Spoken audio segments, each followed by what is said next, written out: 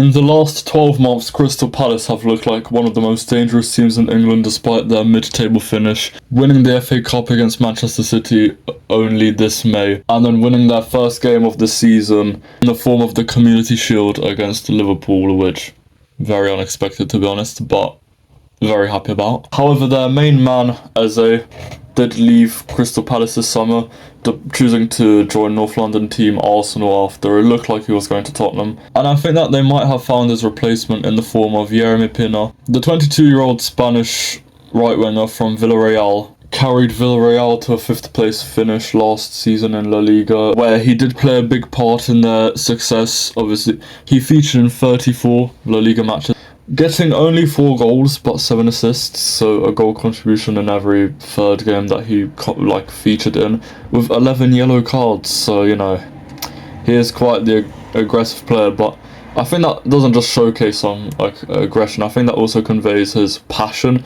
and that is exactly what Crystal Palace look for in a player. But then again, it's not just his goal contributions that we have to consider.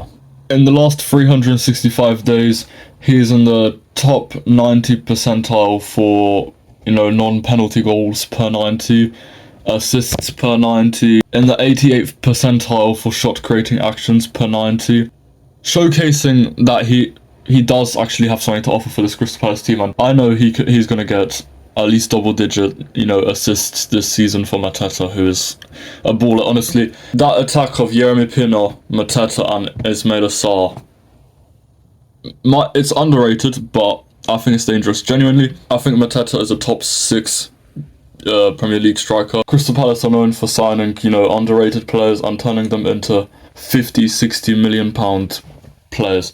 Just look at Elise, Eze, for example, from the past 2 seasons, which shows their sustainable, team management kind of. And we will get onto the rest of the team very soon. Let's just talk about their second most significant transfer this season, which was JD Canvot, the 19-year-old French centre-back who played for Toulouse last season in Ligue 1 for 23 million euros, coming over to Crystal Palace. I'm quite sure that this was maybe in case Marc Guéhi left the club.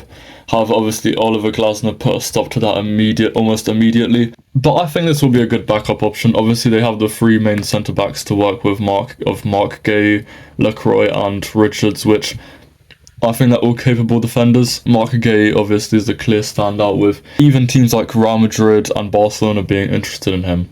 And I think with, this experience in the backline that they have, the 19-year-old could really learn something, and he could become a breakout defender this season, kind of like how Huijsen did in the previous season. When I say breakout season, okay, I don't expect him to turn into Dean Huijsen overnight, but I do think that he could become a regular,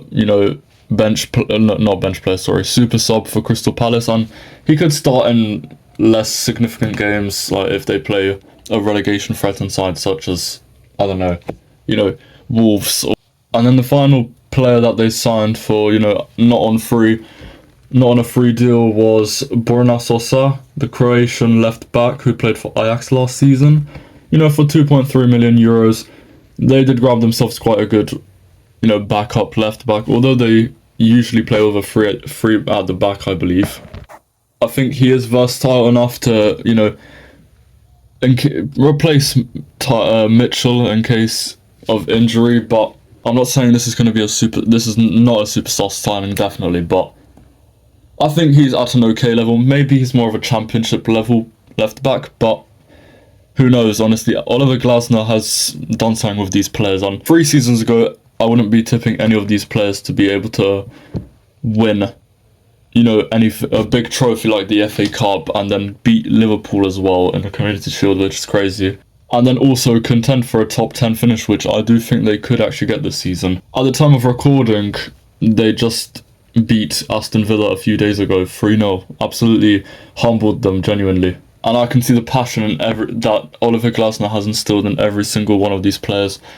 Some key players that have stayed are obviously the likes of Dean Henderson, excellent goalkeeper. While it is true that he's not England's #1 goalkeeper, he still collated 11 clean sheets last season while playing all 38 Premier League games, and he has played for other established Premier League clubs such as Nottingham Forest and Manchester United. He is a real leader at the back, to be honest. And then we've obviously mentioned that defence, but then that kind of midfield structure of Will Hughes, who obviously hasn't played for the best of teams in the Premier League. He did play for Watford for a long time, and they were a very, I don't want to say a very established Premier League side for a long time, but they were competing in the Premier League for quite a while. And Wharton, genuinely, if it wasn't for Declan Rice, Wharton would be England's starting CDM. But let me know what you think down in the comments, and please leave a like and subscribe, and I'll see you in the next video. Goodbye.